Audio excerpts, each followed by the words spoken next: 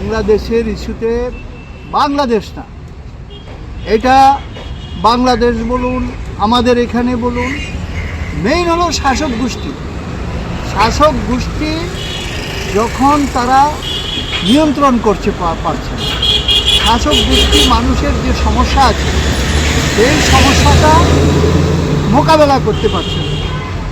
বেকারদের কাজ, হাসপাতালে ডাক্তার নেই, স্কুলে শিক্ষক নেই, সারা দেশে একটা অরাজক অবস্থা আমাদের দেশের এবং কি ওই দেশে।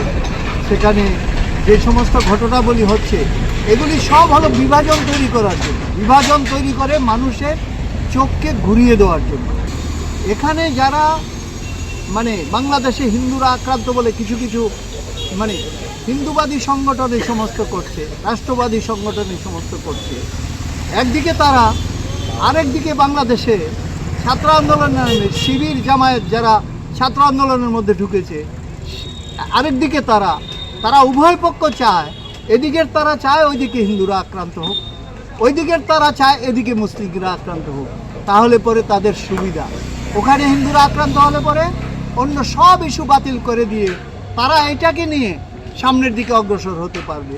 আবার ওইখানেও যারা আছে তারাও এখানে যদি মুসলিমরা আক্রান্ত হয় তাহলে এইটাকে দেখিয়ে এবং ভারত বিদ্বেষী স্লোগান তোলে তারা যে অপকর্ম করছে সেগুলিকে ঢেকে সামনের দিকে এগিয়ে যায়। কাজে এটা একটা গেম খেলার মতো এই সমস্ত সেখানে হচ্ছে।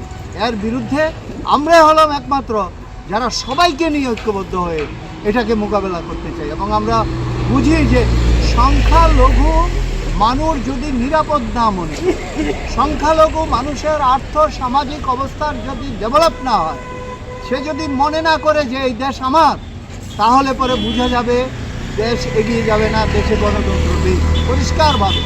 কাজেই ওই দেশ এই দেশ দুটো দেশের মধ্যে এক অবস্থা।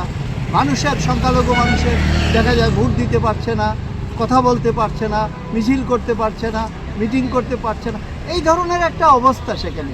আর্থসামাজিক দিক থেকেও তাদেরকে দাবিয়ে রাখার জন্য চেষ্টা করা হয়। কাজে সব দিক থেকে এই বিষয়টা আমরা দেখছি। আমরা পরিষ্কারভাবে বলছি উভয় সরকারকে যে এই বিষয়গুলি কঠোর হাতে সেখানে মোকাবেলা করার জন্য এই কথা আমরা বলছি।